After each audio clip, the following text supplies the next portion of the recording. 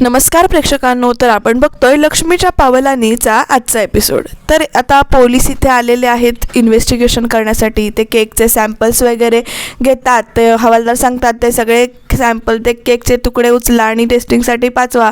आणि मग त्याच्यानंतर इकडे ते विचारतात, तुम्ही म्हणाला होतात की त्या दिवशी जी पार्टी आयोजित केली होती ती यांनीच केली होती, असं कलाकडे बघून विचारत असतात ते.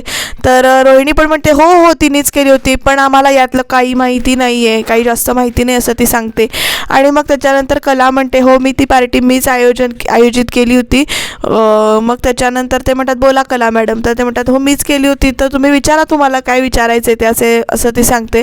केक तुम्ही बनवला होतात ना असं म्हणून पोलीस विचारतात. मग त्याच्यानंतर कला म्हणते हो मी केक बनवला होता, पण त्यामध्ये विष कुठून आलं हेच मला माहिती नाही, हे काही मला माहिती नाही असं ती इथे सांगते बरं का पोलिसांना. तर सगळे आता कलाकडे वगैरे बघतायत. तोपर्यंत कला म्हणते माझी खात्री आहे की तुम्ही हे सगळं कोणी केलं हे शोधून काढालच, आणि मी तुम्हाला जे काही लागेल ते सहकार्य करेन. आणि उरला प्रश्न तो मी कुणाला मारण्याचा, तर मी तसं कुणाला जे करू शकत नाही, आणि हे मी माझ्या नवऱ्याला मारायचा प्रयत्न का करेन असं ती प्रश्न विचारते. तर ते पोलीस इन्स्पेक्टर म्हणतात त्याचा शोध तर आम्ही लावूच. मग त्याच्यानंतर आबा म्हणतात कला हे बघ, तुला हे सगळं बोलण्याची किंवा हे करण्याची काही गरज नाही आहे, शांत हो तू, हे बघ. आणि म्हणतात साहेब कलावर आमचा कसला बी संशय नाही आहे असं आबा सांगतात. अहो ती सून आहे या घरची, त्यामुळे ती असं कधी काही बी करणार नाही असं म्हणतात. आणि मग ते पोलीस विचारतात की या केसचा निकाल लागेपर्यंत सगळ्या फॉर्मॅलिटीजना तुम्हाला उत्तरं द्यावे लागतील असं कलाला ते सांगतात. आणि मग घरात ते साहित्य आपण कुठलं घरात वापरलं होतं साहित्य, तर ते घरात जाणार आहेत. तर तोपर्यंत इकडे कला सोहमला सांगते सोहम तू जरा आमच्या घरी जाशील का रे, म्हणजे ह्या सगळ्या प्रकारांमुळे आईला धक्का बसलाय, तर तू जरा तिथे जाऊन आईशी बोलशील का रे, म्हणजे तिला दिलासा मिळेल असं म्हणून ती सोहमला रिक्वेस्ट करते. आणि सोहम तिची रिक्वेस्ट मान्य करतो आणि घरी जातो. बघूया आता घरी गेल्यानंतर काजल आणि सोहम समोरासमोर आल्यानंतर नेमकं काय काय होतंय. आणि आता हे सगळे पोलीस वगैरे निघालेत घरी. कलाने केकमध्ये साहित्य जे काही वापरलं होतं ते घरातलं होतं, त्यामुळे ते घरी निघालेत आता ते सॅम्पल्स घ्यायला. तर इकडे संगीता देवाजवळ उभी आहे आणि ती देवीला प्रार्थना करते, रडतीये, देवीकडे याचना करते. कशी करते बघा, म्हणते देवी आई हे काय आहे, आत्ता हे समजा चांगलं चाललं होतं ना, मग माझ्या कलेच्या वाटेला हे का आलं समजा अचानक. देवी आई तू असं का करतेस, कोणते बी सुखाचे क्षण तिच्या अंजलीत का देत नाहीस. थोडं कुठं सुख मिळालं की परत ती अग्निपरीक्षा, परत ते आरोप, परत ते स्वतःला सिद्ध करणं, परत कलेला स्वतःला सिद्ध करावं लागतं असं का, म्हणून रडते इथे संगीता. कलासारख्या स्वच्छ मनाच्या निर्मळ मनीच्या पोरीच्या वाट्याला हे असले निखारे का आणलेस तू. काल तिच्या नवऱ्याने स्टेजवर पुरस्कार घेताना तिला बोलावलं, दोघांनी मिळून तो पुरस्कार घेताना किती माझं मन आनंदानं लय भरून आलं होतं ग. पण आज आपण जेव्हा काही चांगलं झालं असं वाटत असताना तू हे अचानक असं काहीतरी करतेस, कोणाची तरी नजर लागते त्या सुखाला आणि सगळं काय होऊन बसतं हे समजा. माझ्या कलेच्या वाट्याला काय येतं, कलेच्याच वाट्याला येतं असं का देवी आई, असं म्हणून रडते इथे कला. देवीला म्हणते काय लिहून ठेवलेस तू तिच्या नशिबात, नाही आज तू सांग, तू जोवर काही सांगत नाहीस ना तोवर मी इथून हलणार नाही. देवी आई तू सांग, असं म्हणून ती जे रडत असते तोपर्यंत तिचा तोल जातोय. आणि तोल जात असताना तिथे काजल येते. ती तिला धरते, आई सावकाश, तुला काय होतंय, हे बघ सावकाश सावकाश, हळू हळू असं म्हणत ती येतात, धरून आणून बसवते सोफ्यावर. बाबा लवकर या असं हाक मारते. आईला बघा काय होतंय, तोपर्यंत पाणी वगैरे देते काजलला आईला आणून. आणि आता काजल आईला कशी समजावते बघा. आई तू प्लीज शांत हो ना यार, आई तू प्लीज आपल्याला सांगतेस ना नेहमीच की जे व्हायचं ते व्हायचं, देव आपली परीक्षा बघत असतो म्हणून, मग तू का धीर सोडतीयस असे प्रश्न काजल म्हणते. आणि म्हणते बघ ताईड्याला हे जर कळलं ना तुला एवढा त्रास झालाय तर तिला अजून त्रास होईल ग, प्लीज शांत हो. आणि तोपर्यंत सोहमने एंट्री घेतली. बाबा सुद्धा आईला समजावतात जो काही प्रकार घडला तो विपरीत आहे, पण कला आपली ह्या सगळ्या प्रकारातून नक्की मार्ग काढेल असं म्हणतात. आणि तोपर्यंत आता काकी असं म्हणत सोहमने एंट्री घेतली. आणि आता काजल आणि सोहम एकदम समोरासमोर आलेत. सोहम आणि काजल 2 मिनटं एकमेकांकडेच बघत असतात, नेमकं काय चाललंय ते कुणालाच कळत नाही आधी 2 सेकंद. आणि आई आणि बाबा काजल आणि सोहमकडे बघतात. तोपर्यंत बाबा हाक मारतात, सोहमराव तुम्ही, असं म्हणून ते विचारतात. तर सोहम आईच्या जवळ बसतो, संगीताच्या जवळ बसतो आणि म्हणतो काकी काय झालंय, मग त्याच्यानंतर संगीता खूपच असे रडून भरून येतं. तर बाबा म्हणतात सोहमराव तुमच्या ऑफिसात जो काही प्रकार घडला नव्हता तो आता तिला कळलाय जे काही घडलंय ते, आणि म्हणून ती मोठा धक्का घेतलाय तिनं, लय अस्वस्थ आहे संगी, हापकूनच गेले पुरं असं म्हणून बाबा सांगतात. मग त्याच्यानंतर सोहम म्हणतो काकी तुम्ही अजिबात काही काळजी करू नका, आपल्या कला वहिनीने काहीही केलेलं नाहीये, त्यामुळं आपण त्याचे अजिबात घाबरायचं नाही. आणि मग तो एकदम काजलकडे बघतो आणि काजलला सांगतो काजल काकींसाठी चहा आण असं म्हणून काजलला आतमध्ये पाठवून देतोय. तर काजल सुद्धा चहा करायला जाते आणि मग आई म्हणतात सोहमराव समजा ठीक आहे ना तिकडं असं म्हणून विचारतंय. तर सोहम म्हणतो हो काकी सगळं ठीक आहे, आम्ही सगळे कलावहिनीच्या पाठी खंबीरपणे उभे आहोत. नाही पण तरी पण काय झालं आम्हाला सांग असं संगीता म्हणतात. सांगा ना काय झालंय ते. तर सोहम जे काही घडलं ऑफिसमध्ये ते सगळं असं सांगतो, ते फक्त सायलेंटली सगळं सांगतो आणि इकडे त्यांना संगीताला खूपच त्रास येतोय. तेवढ्या तिथे काजल चहा घेऊन येते, बाकी सगळं चालू आहे यांचं बोलणं.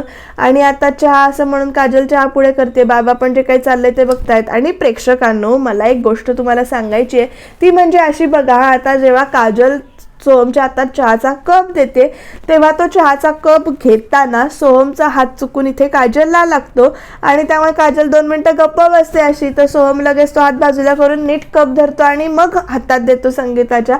ही गोष्ट त्या पालकांच्या लक्षात येते. आता बघूया याच्यावरनं परत काजलला कोण काय बोलतंय का, नेमकं काय घडणार आहे सोहम आणि काजलच्या नात्यात, पण ते इंटरेस्टिंग ठरणार आहे बरं का. त्यामुळे तुम्ही रिव्ह्यू बघत राहा शेवटपर्यंत. तर इथे आता पोलीस इन्स्पेक्टर घरात आलेले आहेत. कला त्यांना जे जे काही सामान वापरून दिलंय ते सगळं इथे काढतायत. ते छोट्या छोट्या प्लॅस्टिकच्या बॅग्समध्ये ते सगळं सामान जे काही कलाने वापरलं होतं ते सगळे इथे सॅम्पल्स गोळा करतायत. अंजू पण इथे मदत करते, पीठ वगैरे काढून देते आणि बाकी सगळेजण ह्यांचा जो काही प्रकार चाललेला आहे आतमध्ये तो सगळे इथे बघतायत. आणि इकडे नैना अशी तळमळ करते, रजनी आणि सोहम सुद्धा असं म्हणजे बघतायत. सगळेच एकंदरीत कलाच्या पाठीमागे उभे आहेत. त्यामुळे कलाला भीती नाहीये, पण कलावर आरोप आलाय तर कलाला टेन्शन आलंय. आणि ह्या सगळ्यामध्ये ना नैनाला डबल टेन्शन आलंय आणि ती म्हणते बापरे हे सगळं एवढ्या इथपर्यंत येईल असं वाटलं नव्हतं, वाट लागणार आहे, पोलीस बिलीस बोलवून हे लोक इतका गोंधळ घालतील असा विचार सुद्धा माझ्या मनात आला नव्हता, बापरे हे खरंच खूप अवघड झालंय वगैरे असं तिचं चालू आहे मनात इथे. तोपर्यंत आबांना अद्वैतला हाक मारतात आणि म्हणतात हे समजा उरकलं ना की मग कलाला तुमच्या खोलीमध्ये घेऊन जा, जरा तिला विश्रांती घेऊ देत असं म्हणून आबा सांगतात. तर इकडे असं सांगितल्यावर सरोजचा इथे चेहरा पडतोय. काय हाय ते पोलीस शोधून काढतीलच, आता या संगदामागं काय घातपात आहे का दुसरं काय कारण आहे ते कळेलच आपल्याला, तर ते होईल सगळं असं म्हणून आबा इथे अद्वैतला सांगतायत. पोलीस आबांना म्हणतात आबासाहेब आम्ही सगळे सॅम्पल घेतलेत, लॅबमध्ये टेस्टिंगसाठी पाठवलेत, रिपोर्ट आले की तुम्हाला कळवतोच असं म्हणून सांगतात आणि पोलीस निघून जातात. तर तोपर्यंत ते म्हणतात पण तोपर्यंत तुम्हाला काही समजलं तर मला कळवा, मला सांगा असं पोलिसांनी सांगितलंय. सरोज लगेच म्हणते इथे आबांचं बोलणं सुरू व्हायच्या आधीच म्हणते या सगळ्यात जर काही निघालं ना तर तुझं मात्र काही खरं नाही असं कलाकडे बघून येते ती म्हणत असते. तर आबा म्हणतात सरोज अगं तू शांत हो असं म्हणून आता सांगतात आणि अद्वैत पण बघतो या सगळ्यांना. मग त्याच्यानंतर आबा म्हणतात आपल्या घरातल्या पदार्थांमध्ये काय सापडणार आहे, अगं ते पदार्थ आपण रोज खातो ना, आणि असं म्हणतात. आणि सरोजचा चेहरा बघा कसा झाला. आबा म्हणतात असे आपण एकमेकांच्या समोरासमोर उभे राहिलो ना तर उगाच वाद वाढणार, तोंडाला तोंड लागेल, वाद वाढेल, त्याच्यापेक्षा प्रत्येकाने आपापल्या खोलीत जाऊन आराम करा, म्हणजे काहीतरी विचार करा जे काही घडलं असेल त्यावर असं म्हणतात. आणि मग आबांनी असं सांगितल्यावर पहिली कोण निघून गेली असेल तिकडनं तर सरोज तिकडनं पहिले निघून जाते.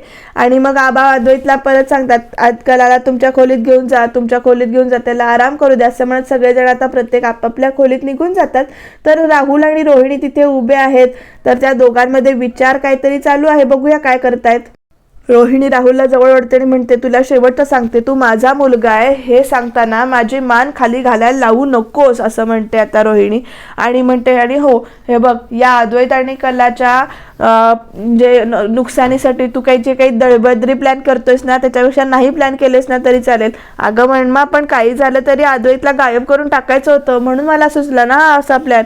मग रोहिणी म्हणते गप्प बसा प्लीज आणि माझ्या रूममध्ये ये, मला तुझ्याशी बोलायचं आहे असं म्हणते. आणि आता बोलवते रोहिणी राहुलला रूममध्ये, बघूया काय काय बोलतायत ही दोघं जण. तर नैना त्या दोघांकडे बघून म्हणते मॉम इन लॉ काळजी करू नका, आता तुम्हाला जे काही कलाचं वाईट करायचंय ना ते मी करणार आहे असं ती म्हणते. कसली बहीण दाखवली ही. तर रोहिणी रूममध्ये जाऊन तळतळ करत असते. ती म्हणते इतक्या घटना घडल्या आहेत, इतक्यांदा हात तोंडावर पडलाय, तर या मूर्ख मुलांना काही ऐकलंच येत नाही. काय करू मी याचं? हा एके दिवशी स्वतः अडकणार आहे आणि मला सुद्धा अडकवणार आहे. मम्मा काय झालं अगं? असं म्हणत आता राहुल आला आणि रोहिणीने डायरेक्ट ना फ्लॉवर पॉट फेकते. अगं एवढं काय झालं असं राहुल विचारतो. मग रोहिणी म्हणते अरे काय झाले म्हणून काय विचारतोस? केकची टेस्टिंग करणार आहेत ते लोक, डोक्यात शिरते का तुझ्या काही? अगं पण तो केक तर कलाने केला होता ना, सगळं नाव तिच्यावरच येईल. अगं तू विचार कर, सुंठी वाचून खोकला जाईल. अरे म्हणी कसल्या म्हणतोयस तू? शेंबडं मूल सुद्धा सांगेल की कला असं काही करू शकत नाही म्हणून. आणि केकचे इन्ग्रेडियंट्स चेक करतील ना त्यावेळी त्यांना कळणारच आहे की कलाने खरंच काही केलेलं नाही म्हणून. शिवाय तुझे उद्योग काही कमी नाही आहेत रे, तू कुणाच्याही नजरेत येणारच. मग काय करशील तू तेव्हा? असं रोहिणी विचारते. हे बघ, तुझ्या अंगाशी हे प्रकरण येण्याच्या आधी तुला काहीतरी करावं लागेल. हो करतो मी. अरे हो हो करू नकोस रे, हात पाय मार लवकर, असं रोहिणी चिडून सांगते. नाहीतर हे सगळे चांदेकर मिळून ना तुला फासावर लटकवतील. जा, असं म्हणून ती ओरडते. रोहिणी केवढी चिडतीये, डोक्याला त्रास झालाय. कशाला पाप करायची ना असली? तुम्हाला काय वाटतं प्रेक्षकांनो? तर आता बघा रात्रीच्या जेवणाची तयारी सुरू आहे इथे. आणि नैना येऊन विचारते रजनीला की आज जेवण काय करतोय आपण, मी काही करू का? मग रजनी सांगतात चवळीची उसळ वाटण घालून. मग नैना म्हणते की अच्छा. मग तिच्या मनात विचार येतो आणि मिक्सरकडे एकदा ती बघते आणि विचार येतो तिच्या मनात, वाच्छा म्हणजे वाटण घालून करायचे, तर म्हणजे कला वाटण करायला जाईल, कला म्हणजे मिक्सर वापरणार, वाव असं म्हणते. आणि मग ती म्हणते ठीक आहे मग मी करते वाटण असं म्हणून सांगते नैना. तर रजनी म्हणते नाही नको, कला करेल ते वाटण. आता बघा तिच्या हाताला छान चव आहे आणि सगळ्यांना तिच्या हातचंच आवडतं असं म्हणून सांगते. आणि मग नैना पण म्हणते बरं ठीक आहे हो मग मी तयारी घेते, तोपर्यंत ताटं वगैरे पुसते असं सांगते. आणि ताटं पुसायला जायच्या निमित्ताने इथे नैना म्हणते आज माझा लकी डे आहे. आता बघूया नैना पुढे काय करणार आहे. तर ती काय करते बघा प्रेक्षकांनो, मिक्सरची जी काही नॉब असतात ना, तर तो नॉब 1 2 3 डायरेक्ट 3 वर मिक्सर नेऊन लावते इथे. नैना खरंच अवघड आहे बाई तुझं, आणि काय करायचं, खरंच अवघड आहे. मग जे सगळे इकडे आहेत म्हणजे सगळ्यांच्या साक्षीने आणखीन मजा येईल असं म्हणते ती. फक्त दुसऱ्या कोणीतरी मध्येच वाटणात हात घालू नये म्हणजे झालं. म्हणजे आता बघा या मुलीचं काय डोकं चालतंय ते.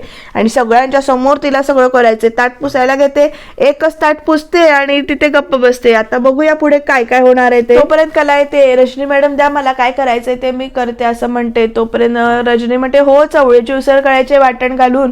आणि मग त्याच्यानंतर नैना मुद्दामूनच पुढे ते म्हणते अगं कला मीच करणार होते वाटण, पण रजनी मॅडम म्हणाल्या की कला खूप छान करते, तुझ्या हातचं आवडतं, तू कलाच्या हाताला चव आहे, मला पण पटलं ग ते, तू कर, तुला काही हेल्प हवी आहे का, मी करते. आणि कला बघा तिथे जाते, कोथिंबीर वगैरे घालते सगळं, आणि मिक्सरमध्ये साहित्य घालायच्या ती बोटच घालते इथे, आणि वरनं लाईटचं बटन चालू करते तर मिक्सरमध्ये तिचं बोट अडकतं आणि कापतं. अशा पद्धतीनं इथे नैनाचा उपद्रव झालेला आहे करून, आणि त्यामुळे कलाचं बोट कापलेलं आहे.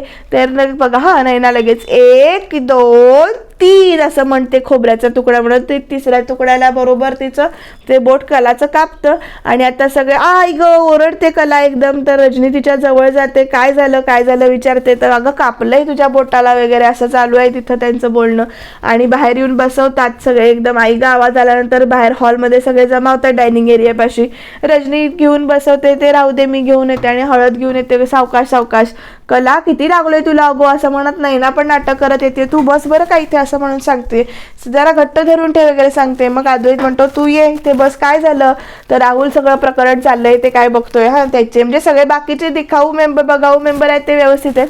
कला पाणी घे म्हणून नैना चक्क पाणी आणून देते कलाला, अगदी अशी केस बीसीची बाजूला करते, बट आलेली, आणि म्हणते अशी कशी वेंधळी आहेस ग तू, असं कसं काम करतेस, किती लागलंय तुला वगैरे म्हणते. मग हळद आणते रजनी, ती नैना स्वतःच्या हाताने लावते बरं का कलाला, सावकाश म्हणते, थोडं हळूहळू. तर इथे कलाला झोमतंय भरपूर.